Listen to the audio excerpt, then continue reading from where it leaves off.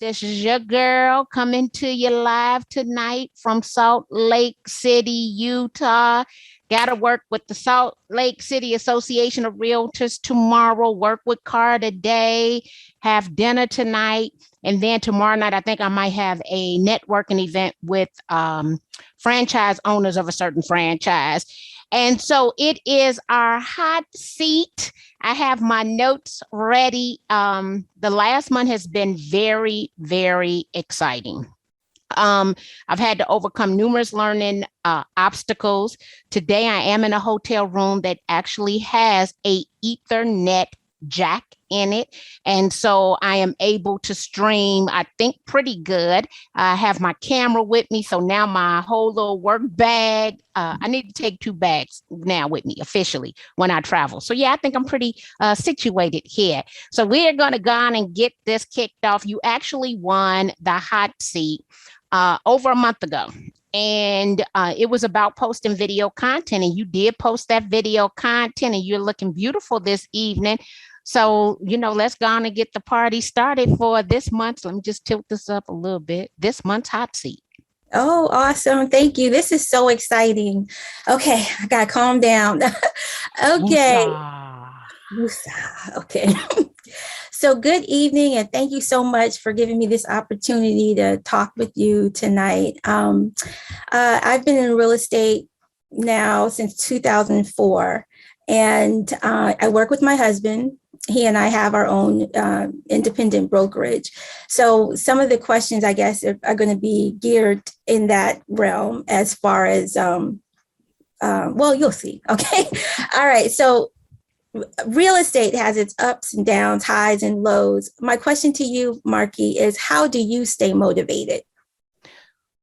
So my answers are going to be just a little different, and I'm going to tell you why before I tell you the difference.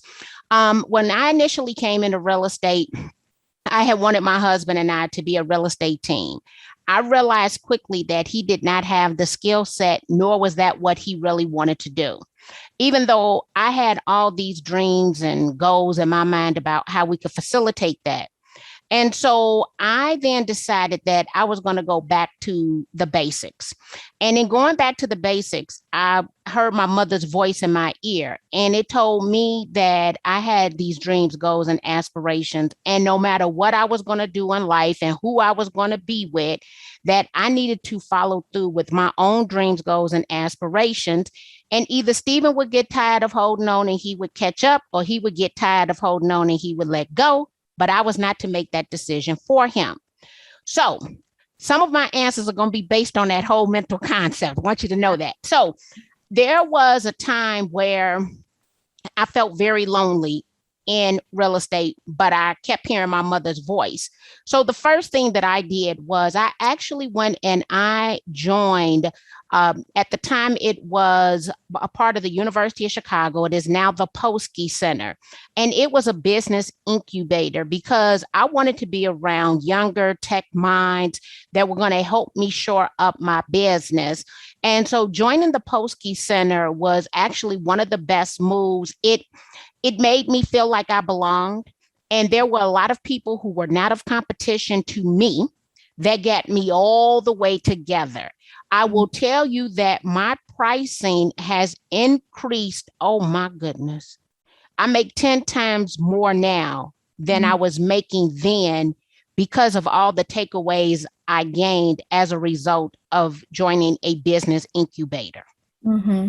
So that was because this is a lonely job.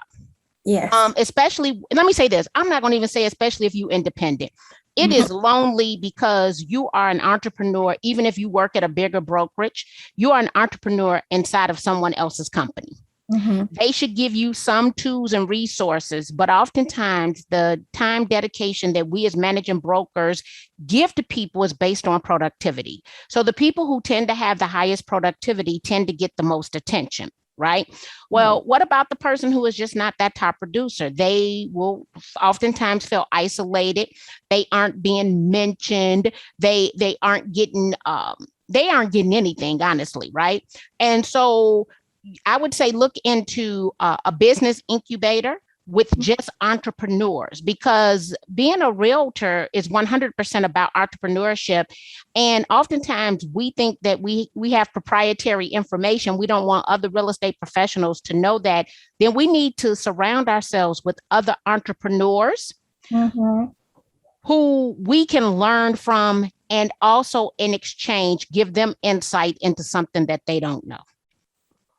Gotcha. That's a good. Yeah, because I was lonely. And let me say this, the job still gets lonely. Let me give you one other tip. Another tip is I have a core group of people who I talk, and I don't even like talking on the telephone, who I talk to on the telephone about business. So that core group of people would be Nick Liebert, it would be Carrie Little, it would be Sarah Ware, it would be Zeke Moore. So I have a little crew that each of them is an expert in something else that I can call and discuss business with inside of the world of real estate. Like the mastermind group, right? Is that it is a mastermind group. It's a give and take. So I'll give you a prime example. Today I received a text message from someone trying to recruit me. Now, mind you, I'm not interested in being recruited. However, there were some great tips inside of the information that was sent to me. Well, now I am formulating, I got it open on my computer, an email to go out to Nick, because based on what I received, I know that there's some things that we can do better. And let me say this, when it comes to recruiting, right?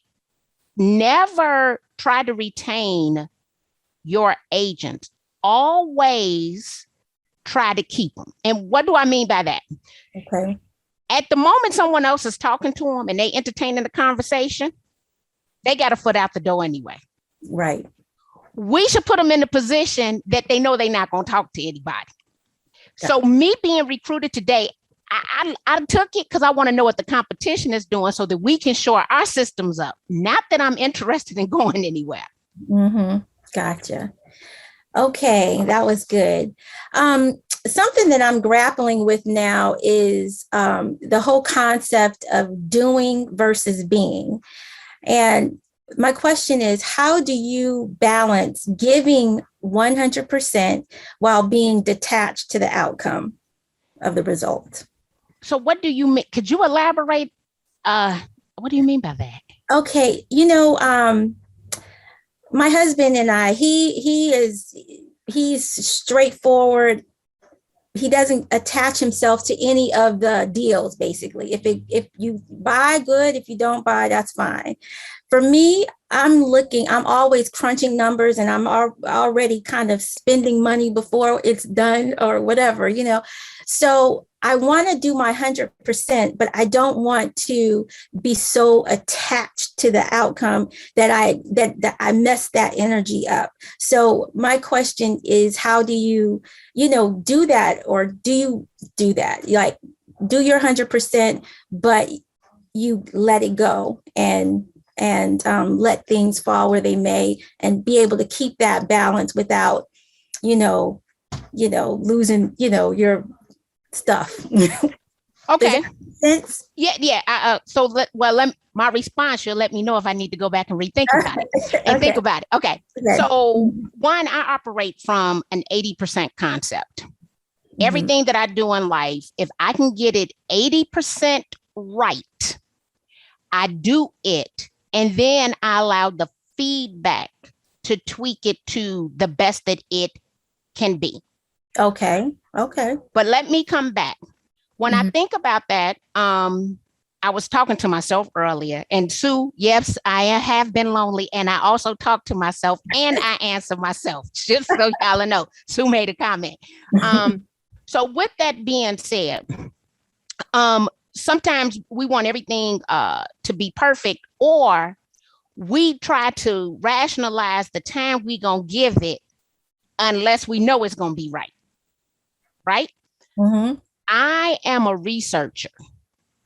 I look at the numbers, and if the numbers make sense, I rock and roll with it, regardless to what the outcomes are, because I'm not making a personal decision. I'm making the decisions based on the numbers. So let me give you an example.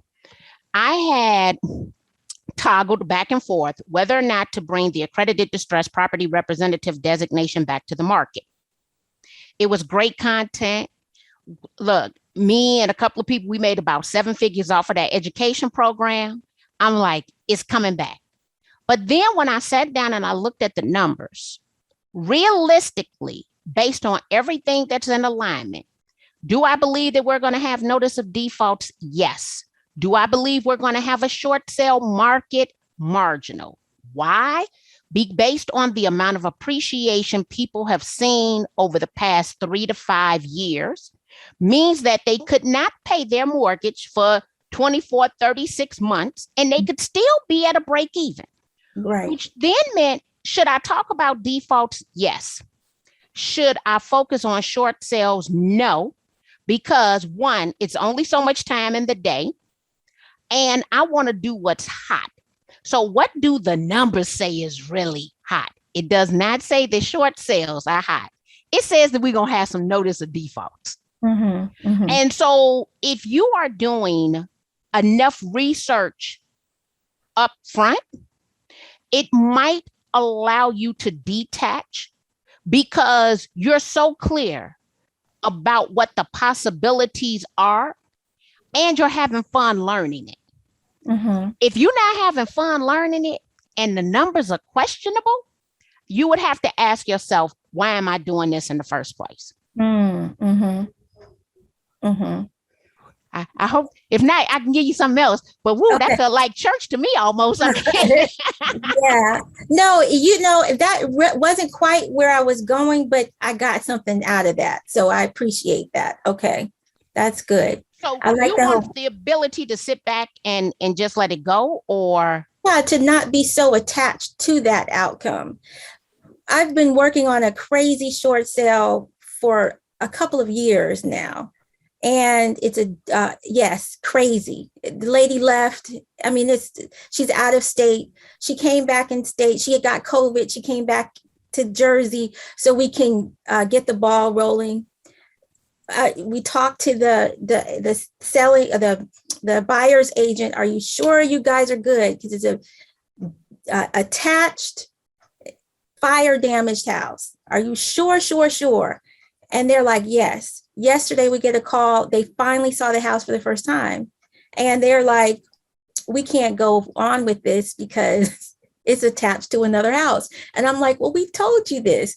And my husband's like, okay, we'll move to the next one. But me, I'm like, this old lady has traveled from North Carolina here. You know, we've been trying to sell this. And I felt myself going down the rabbit hole. And he's like, don't go there. But so okay. I'm trying not to get attached to those. I'm glad that you explained that to me. Okay. Let me tell you what I decided to do. And this has a lot to do with faith. Okay. Mm-hmm. There was a time when we entered into, hold on, I got to take a breath. Okay. There was a time when we entered into the foreclosure market and my money was funny. Okay. I was supposed to say another word, had to catch myself. Okay. My money was funny. And essentially I financially lost everything. Mm-hmm. And so I felt myself consistently pushing deals that should not have been pushed. Mm-hmm. And I sat there and I prayed about it. And what I started to do from that point until now is to pray on what is going to be the absolute best circumstances for the client, since I'm working on their behalf and I owe them undivided loyalty. Yes. Because it was a time that I was staying up at night. These deals had to go through. And in some situations, every deal is not going to close. And I understand having empathy, but at this point, I want you to think about it. Mm-hmm. You have worked for free. Mm-hmm. So this is not about you making any money. Mm-hmm. Because you are essentially at pennies per hour. Okay.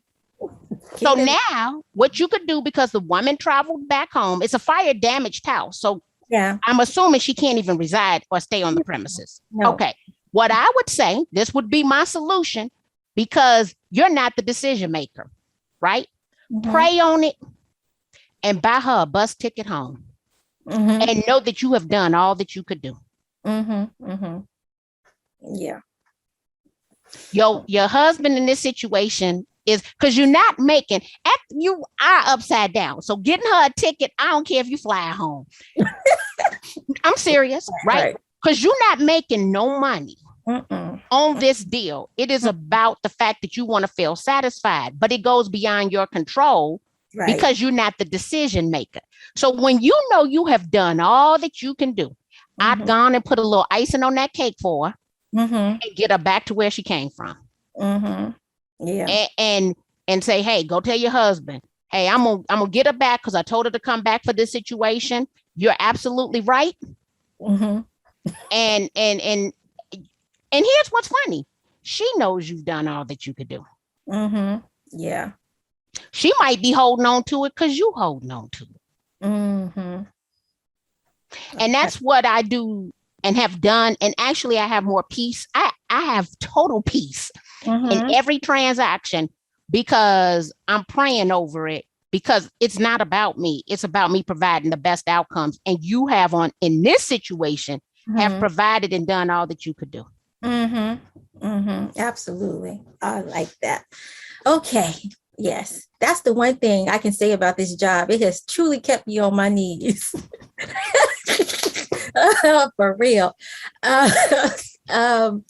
Okay. So as an independently owned and operated company, what's your advice as far as competing with the, national big box chains, franchises? Well, I'm glad you asked that question. I was in Tennessee last week and I taught a program on stop getting ready to get ready. And I'm going to tell you some of the things that I said on that stage. It was the first time I delivered this program. The very first thing is I want to make sure that I give you my antitrust statement in case somebody else is recording us. Okay. There are no set standard averages. What I'm about to say is not meant to conspire against any businesses. It is a matter of Marky Lemon's business facts. Gotcha. When I look at a Zillow and other brokerages, I instantly know what I cannot do and what I cannot compete at doing. I do not have Zillow money. I cannot compete with Zillow on an ad spend. And Zillow controls, I want to say, about 12% of sales in this country. That means that there's 88% left. And according to my business plan, I need 1%. Actually, I'm doing fabulous. And I have 0.00 something. I just need you to understand this. So one, we need to focus on the 1%. So a lot of brokerages in your marketplace, they're not your competitor anyway. And yeah, they're going to have a big fancy announcement and their marketing and branding is going to look a certain way, but they're not your competition. With that being said, and me focusing on this 1%, I want you to think about the one thing that you and your husband do extraordinarily well, and that you can commit to doing consistently. And so I think you might have heard me state that I got people's husbands stopping me in grocery stores because they know my voice. All right. With that being said, I do know what Zillow does very well, but I also know what they don't do well. I want you to think about what you and your husband can do consistently. You do it well. You enjoy doing it, and you know they don't do. And own that space. Stand on it like you the queen and your husband is the king of whatever that is, unlike anyone else. And here's the thing. Not only do you have all of these established big name brokerages, there was $57 billion invested in real estate technology and brokerages in the last year. I'm going to say that with a B. So how do we ever compete with that? Well, guess what? A lot of them are going to fail. A lot of them aren't going to get it right. And there's not one company that dominates market everywhere. Not one, right? So one, put them on your pay me no mind list. Now, might you see Well, that's what my mama said for me to do. So I got a lot of people on my pay them no mind list, pay me no mind list, right? So what you want to think about is, okay, think about those companies that you are concerned about, that worry you a little bit. Mm-hmm. Look at what they do well, what they don't do well, what's their returns, all that great stuff. And I would intentionally not do what they do. Not if they own it. Absolutely not. There's too many other great things you can do. There's too many spins that you can put on a great thing and make it your own. Mm-hmm. So 80%, think about this, of brokerages are small to medium. Now, 20% actually got 80% of the agents, and then the 80%, the small to medium ones, got about 20% of the agents. There's definitely space for you to, own what it is that you own. Mm-hmm. Gotcha. Okay. All right. Let's see. Here, so here's another, I guess that's on the same line as this particular question. What's the best way? And I guess you have answered it but let me just ask anyway. So what's the best way to establish my business as top of the mind for people? I find it really frustrating that people often go to larger brokerages or other offices and then come back to me to ask for advice when things aren't going well, or when they need help after a sale is complete. They know to ask me for help, but they don't ever think to ask me, to list the house or what have you. So I would say, get even more specific with your language. Okay. Right. So the first thing is that a lot of times as real estate professionals, we don't put sales and marketing together. Right. And this always starts with the marketing and then the sales.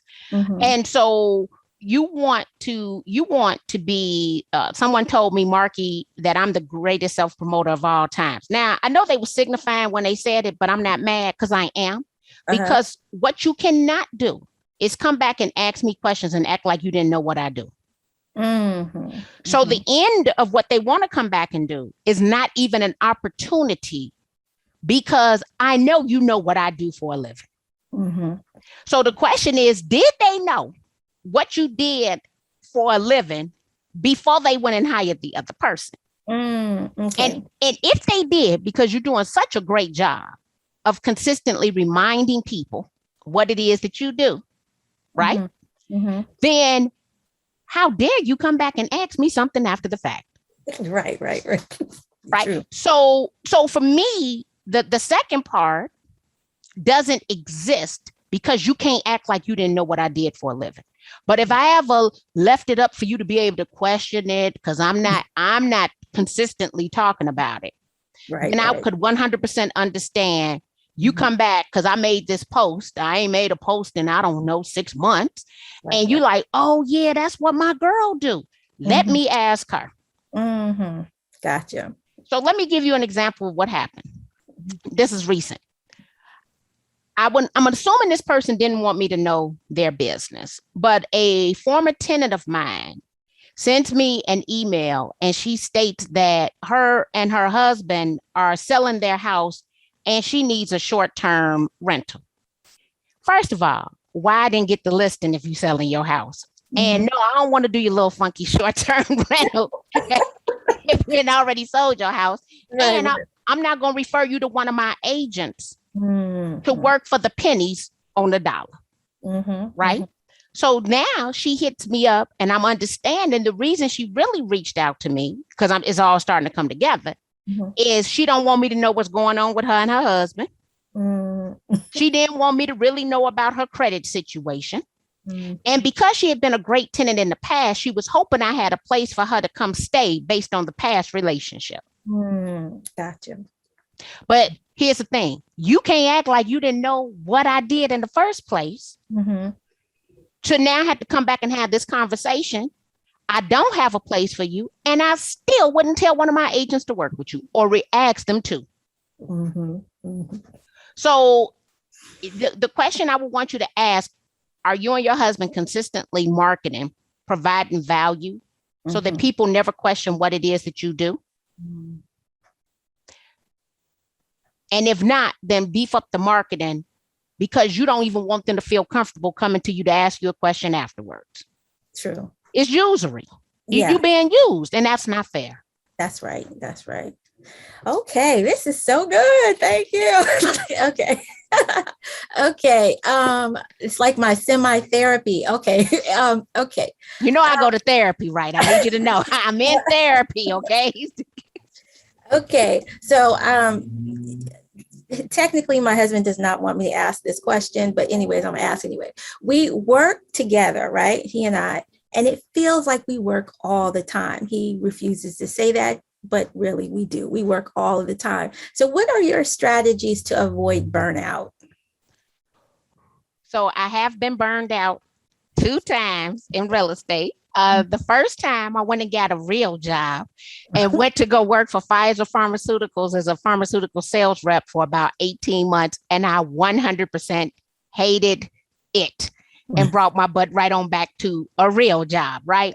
And so what I would say do is sit down with a calendar, and you're going to have to block off time and be very intentional about not discussing a real estate deal, not discussing marketing. What I will say, I think has saved my marriage is the fact that my husband has zero interest in real estate. Zero. Okay. And so it's not a subject of discussion. Okay. We talk about a whole lot of stuff, and occasionally I'll talk about marketing, and occasionally he will bring something up. But let me tell you how good my husband is trained, though. He know how to refer us a deal. I tell you that, right? So he gonna refer. If they come in, he gonna refer a deal, right? He gonna say, Cassandra, Sarah, Marky, who we referring the deal to. So he's very good at doing that. And so the conversation, and I try to force it, be honest with you. I would love to talk about business more. He does not want to talk about it. So I'm probably your husband in this situation. I would say you have to give your life other opportunities besides just real estate, right? Take a cooking class together. What does this bucket list look like? Do you have a vision board? What's on that vision board where that it doesn't take money, but something that would just give you pure joy? And to be intentional in putting these things on your calendar to make sure that it's not always about real estate, the next class, the next client, the marketing, the sales, the office build out, where you can just sit down, look at each other, hold hands, and look, hopefully not say nothing. Right. So I would say I would want you to start thinking about, it's 40. We're not working 40-hour weeks. Where can you find 3 hours per week to do something non-real estate business related? And 3 hours, and the reason I'm saying 3 is because I read a book that stated we should have 3-hour increments, because that's generally, it takes at least that amount of time to get ready, go there, do whatever the activity is, where you would block off 3 hours per week, whether that was a Friday night, a Saturday night, Sunday after church, whatever the case may be. But something that you could be very intentional and stick to it, where I don't care if it was clipping coupons because you could save extra money. You come up with that strategy together. If not, real estate can be your whole entire life. Yeah, that's good. I'm gonna introduce that. Let me come back a little bit. When I read the book, The Miracle Morning, there were 2 books that I've talked about time and time again because they changed my life. Okay. And that is The One Thing, and then The Miracle Morning, because if I was to look back 10 years ago, my money was funny, my energy was zapped, and I did not have enough time to date my husband. It did not exist. And I was not happy. And I knew I wasn't happy, and I knew that something had to give. I'm like, oh, I cannot do this. So I was like, well, Marky, when did you make the most amount of money? And I put the and in there, and I had the highest level of happiness. And it was always when I was laser beam focused on one thing, but that also meant that I had reduced all of the other distractions. Right. And I'll tell you now, my money ain't funny. My energy is not zapped. I date my husband and I date my sons. So I give each person individualized time doing what it is that they like to do, because each of them don't like to do the same thing. And I treat them the way I think that they should treat a woman. So they can see someone take you out, take you to a good dinner, don't want nothing from you after the fact, right? But did you have a good time? Right. Yeah. Excellent. I totally relate it. Whenever I would hear you say the story of you don't have time to date your husband, I completely get that. So, yeah. Okay, let's see. I have a few more questions. What are your thoughts about outsourcing social media marketing, website or email campaigns? Oh, I'm glad you asked that question too. Girl, I feel like I'm ready tonight. Okay. So when it comes to outsourcing, and I have some very strict rules about it. Do I believe that you should outsource? Should you have a virtual assistant? Could you outsource everything you just said? 100% yes. But there's a but to this. I believe you should only outsource your video content, which means you must create videos. The reason I say that is if you looked at all my marketing, branding, everything, you can't act like you don't know what I do for a living. Marky's face, Marky's voice, Marky's photos, everything about Marky is a part of that marketing. And what they do is they take that video and they recreate all these different forms of content, building out the YouTube channel, writing the email. I've sent 100 emails. I send an email every other week. I haven't wrote not one of those emails. Okay. But it sounds like me. My video's in there. My voice is in there. My picture's in there. Right. So, but you can only do that if you are creating video content. So be very strict in creating the video content so that you can outsource it to get the email, to get the blog post, to get the podcast, to get someone to build out your YouTube channel, to get photo quotes, because this is all the stuff that someone else is creating for me. Now I'm social and I'm on social media every single day. But what I know is every other week, I'm going to get all of these pieces of content and I've done it 100 times.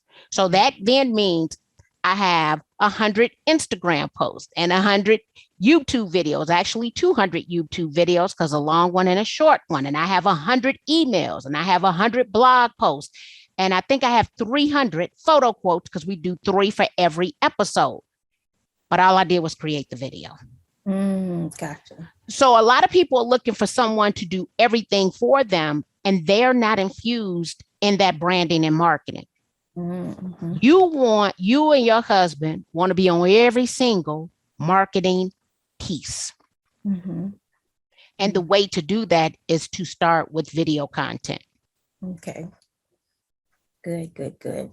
All right.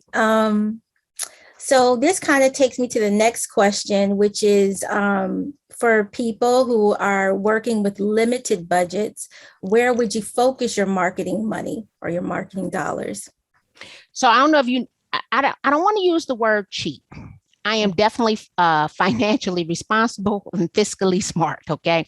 I 100% believe in creating a premium brand, leveraging free or freemium tools. That then takes me 100% back to the video. And the reason is I can sit right now with this mobile device, right? Now, I do think you should have a good mobile device. And I think you should put screen protectors on it so you don't cut your finger when you break the lens, right? I'm just talking about my fellow realtors because I'm seeing this, right? And I have in a bag over here a selfie stick. That's all I need. The video is on this device. That is all you need. And so the hardest problem is getting over creating the video content. And here's the little selfie stick. Is getting over creating the video content. What I think you should do is actually go back, and it's in the bonuses. Kick butt in 2020. That'll help you with your content creation and coming up with a strategy on what you should create, right? And You all sit there once a week before you check out to go on date night, and you create a video together. And so we reward ourselves because we've created the content that we spent no extra money in order to create it. Now we get to go and spend some time together. Okay. And that should be the 2-part series. Yeah. So this is it, right? And I'm gonna be honest with you, I got a light right here. So I would make sure that this light is right there in front of my face. And this is it. And you can repurpose this video content. We also did the repurpose class where I go over all the tools for repurposing the video, but I wouldn't spend a lot of money. I didn't spend any money. I told you my money was funny. My energy was zapped. And so if it was a free way to do it, I'm trying to find the free way to do it. I just started really spending money probably in the last 3 years. Okay. That's good to know. Yeah, because I needed to get my money right. And here's the thing, even when you look at your budget, I would not spend more than 10%. Okay. So last year I operated at a 65.9% profitability. My accountant told me to spend money. And here's what's kind of funny about that. I set up Gusto and put myself on payroll. Best thing I've ever done for my business and for myself. This year, I'm operating at a 52% profitability, and I give myself a salary. And all my taxes are paid. Wow. So this is the first, I'm gonna just tell you, and this is the first time, because look, just to kind of, Lord have mercy. I decided to pay the IRS this year. I paid the IRS. I owed them $151,000. Me and the IRS have never been friends. Ever in life have we been friends. We kumbaya now. I'm the IRS's best friend because I set up Gusto. They getting their money out of every single check. I gave myself a bonus. They got all of their money, not only them, but the state, all of their money. And that is because I had been watching my money and wasn't willing to spend any. Gotcha. Yeah. So Gusto, for those who don't know, I'm going to write that. Set up Gusto. Look, first of all, I got an email today. I just got paid. I be feeling so good. I'm like, a girl got a check it direct deposit, right, from herself. But the joy of this is I 100% operate like a business. I have a business credit card and a personal credit card. I have a bookkeeper. The bookkeeper breaks down those. How do I know those percentages? Because I have a bookkeeper that breaks the percentages down. Once I got more focused on truly being profitable and business-like, it kind of just started taking on a life of its own, right? Focusing on what I do well, focusing on that 1%. And when I set that Gusto up, the fact that I got a check stub, right, that's sourced, I can go buy whatever I want to go buy. And I got good credit. I'm like, I can go do whatever I want to go do. I just feel so business-like for the first time. And so it's something definitely to strive for. And I tell people, if it wasn't nothing but $1,000 a month, put yourself on payroll. Have that payroll set up, because just getting it makes you feel different. Absolutely. So true. Yeah. We just started that too, because, with that whole PPP, we realized that you had to show your pay stuff, and that's a whole different conversation. Well, let me just say on the PPP, for those who didn't get it, I'm sorry you did not apply. I did get it. Total for the 2 businesses that I own, I got $33,000. I should have done it sooner. That means I would have got $66,000, but I waited until the second draw to do it. And I just got my forgiven letter for both of those for my 2 businesses. And it allows you to shore some things up. And do some things that you couldn't do before. So the opportunity, if it presents itself again, I would tell you definitely jump on board. But they want to see some paperwork, which means you have to at least complete your taxes, whether you filed your taxes or not. Yeah, just throwing that out there. Yeah, I appreciate that. Okay. Oh, let me see. I have to have a prop. So I have a book. Yes. And I'm just curious, what was your vision when you did this book for realtors? Like, what did you foresee us doing with your book? Because I started strong, but then business started getting in the way. and I kind of fell off the wagon a bit. So the book was conceived out of the fact that I have these 100 as of next week, 100 episodes of the Social Selling Journal. I know that if we could commit to 66 days, we can create a new habit. In creating that new habit, life does get in the way. The question is, do we come back to it, right? Mm-hmm. So I went through a training called the Landmark Form, and it was years ago, but I still see the landmark show up. That actually was about 14 years ago, and the landmark still shows up. So with that being said, to sit down every single day and have a conversation with yourself and concentrate on the solutions, not on the problems, and to know that in real estate, we are to lead generate every single day, and that we have to concentrate on the solutions and not on the problems. So that was essentially like, what are some of the issues I see us going through? Well, the first one is, we're not lead generating every single day. Right. What are we doing every single day? Secret agents don't get secret agents don't get found. Closed mouths don't get fed. All these little things we say, right? So that means we had to take that action every day. And then every day, especially in the world of technology, we have to seek new solutions to solve our problems. Are we concentrating on that? And what tools are we using in order to make that happen? So what I would encourage, probably around Thanksgiving, right? Because things are people busy right now. But, once we do that fall back and we're spending more time at home, that you go back to Unit 1 and Real Estate Live, watch those videos and pick back up again. Gotcha. All right. Well, this is my last question, I think. Okay. It's your time. Okay. No, I have two more questions. Okay. Let's see. I once heard you compare the business with running to catch a plane, like you were a bus. A bus. Yes. Okay. At what point did you decide to make that shift from being in the field actively to where you are now? Okay. So I can tell people the story. There was a long time, even in that time, where my money was funny, my energy was zapped, and I did not have enough time to date my husband, that I felt like I was exhausted, right?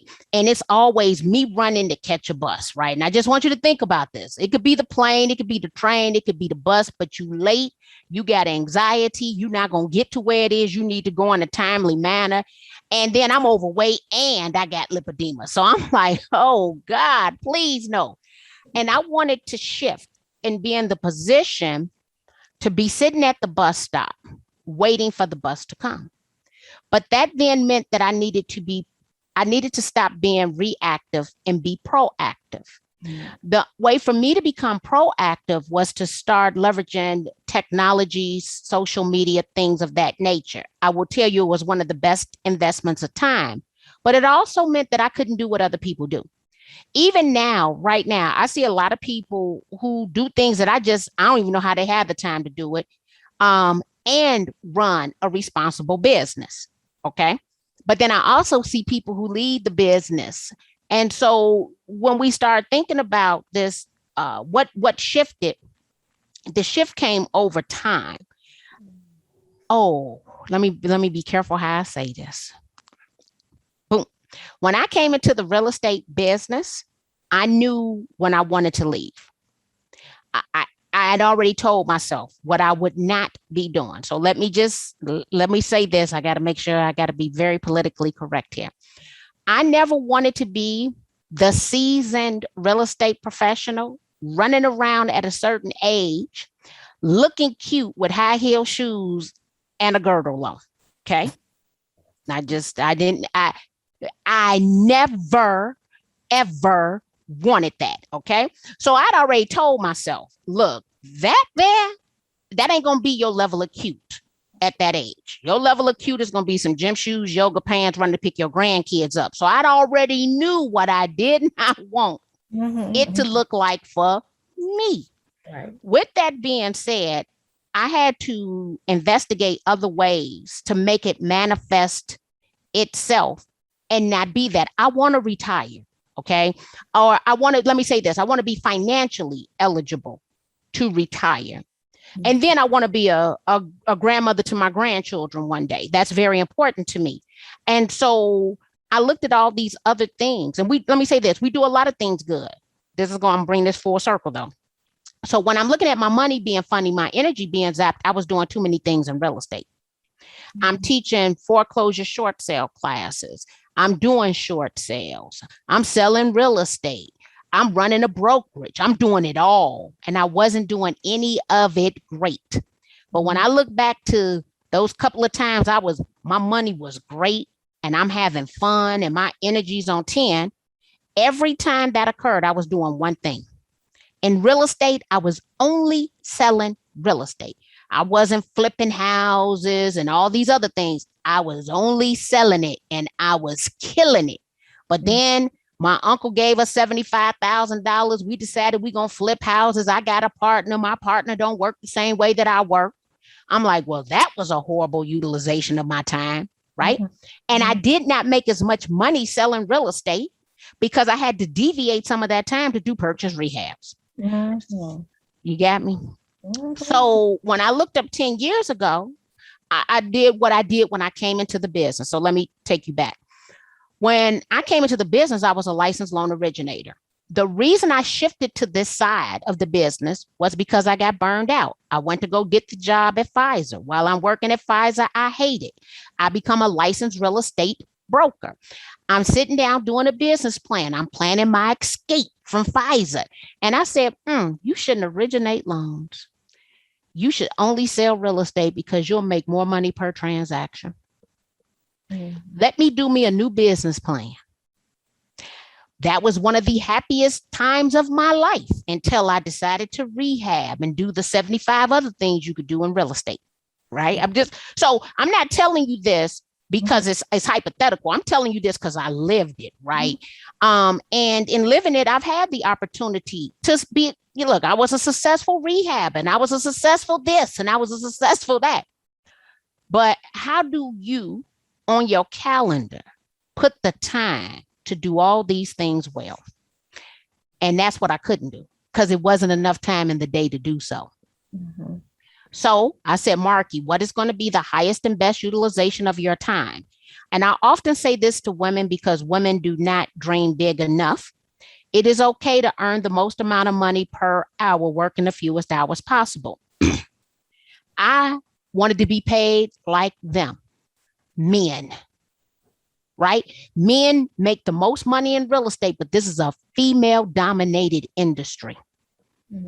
Right? They make the most. The CEOs who make the most money, I can tell you right now, they're men. So with that being said, I said, okay, what's going to be the highest and best use of your time? I've always been passionate about education. I started in 1993 with Chicago Public Schools. I taught second grade. I then, once I got my master's degree, started teaching on the collegiate level, but realized I didn't have enough real world experience. I need to go live life.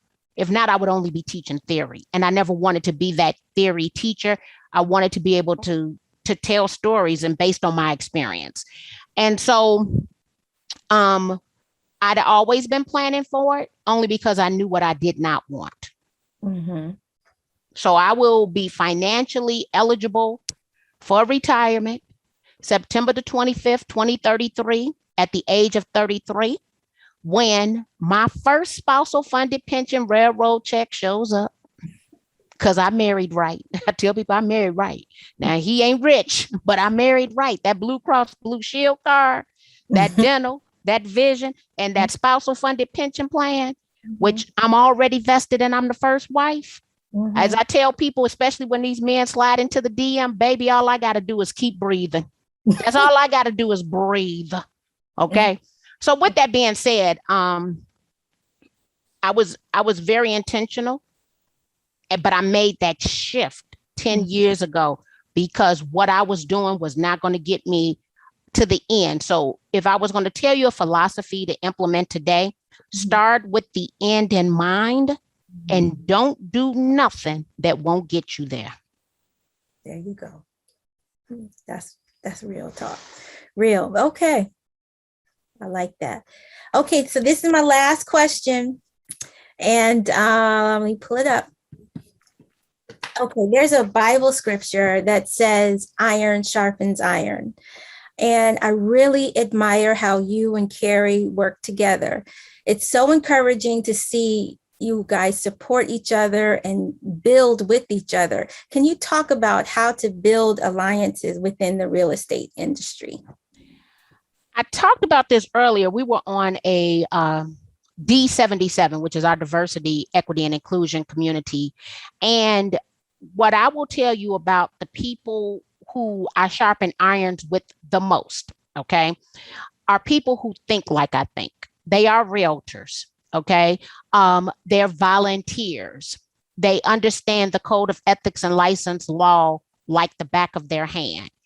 They have designation certifications in what they're good at, but they might not be in real estate, okay? Mm-hmm. So oftentimes when you see me with people, we're very like-minded and we share more than just real estate together.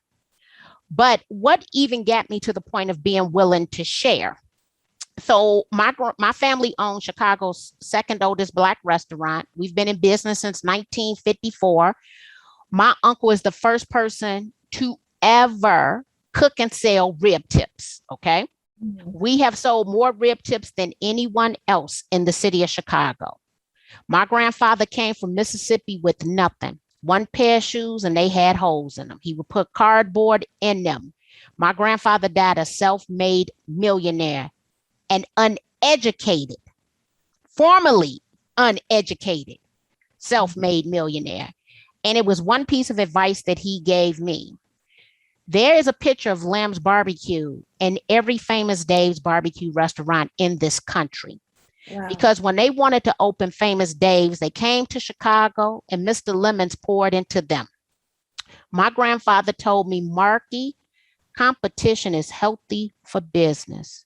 It will make you better. Share. People gonna have enough problems trying to stay in business. Mm-hmm. And my grandfather told me that I was every bit of 21. I was failing in my first restaurant, actually closed my first restaurant, but I was succeeding in the concession business. And my grandfather he poured into others, and he wasn't worried about the next barbecue restaurant that would open. And guess what? My grandfather's been deceased now 5 years, and I sell year over year sales. We ain't never had sales this high ever. Okay. Had it not been for him, I might not be as willing to share the information, but it was what he instilled in me. So Carrie jokes about this all the time. And I talked about this in the interview yesterday. If you sit next to me, I am going to talk to you and I'm going to answer every question. What I'm not going to do is go against my communication rules, regulations, and time to make myself available. Okay. So Carrie says, sit next to Marky at an event, see where she's going, strategize on that lunch seat. And if you lean over and ask her a question, she's going to tell it all to you. 100%. But am I going to get gussied up and come meet you? Absolutely. No, I'm not doing that. Right. It's just not because it's not enough time in the day. Mm-hmm. But I'm not going to deny you information. So to say that, I guess more politically correct, when people want information, they have to be willing to sacrifice their time and energy to get the information. The giver doesn't have to make the sacrifice to give. Mm-hmm. Right. And so I'm willing to pour. Right now, I have a lot of reciprocal relationships. I call them peer mentoring relationships, where either I started off as the mentor, they started off as the mentor, but now we're all peer mentors, where we're pouring into each other because everyone has taken that information and they've had the opportunity to run with it. Mm-hmm. But when you think of Famous Dave's and this uneducated, didn't even graduate from 8th grade man has got a picture of his barbecue restaurant on every single wall because he was willing to pour into someone else. Beautiful. Well, I appreciate it. I don't have any more questions. it's after 8 here. So Well, not a problem. I 100% appreciate you for showing up and being ready. Look, we got to repurpose all these recordings because y'all been fire over here on this hot seat. I appreciate you for showing. Well, one, I appreciate you for winning the competition. So that means you took action initially, but then for showing up and being ready and being thoughtful with your questions. This group is all about sharing with one another and for us to grow. What I've come to realize is that I do know it's a lonely business and that we have to be cheerleaders for one another. But then it's also about mindset and entrepreneurship. And so, one, take it, implement it, and always come back to the group. There was one question, and that is, what is a photo quote? It's when you take a picture and you take a quote, something that was said, and you add those words to that. So it's just a picture and words combined in one would be the photo quote. A lot of people are stating they loved it. So thank you for participating.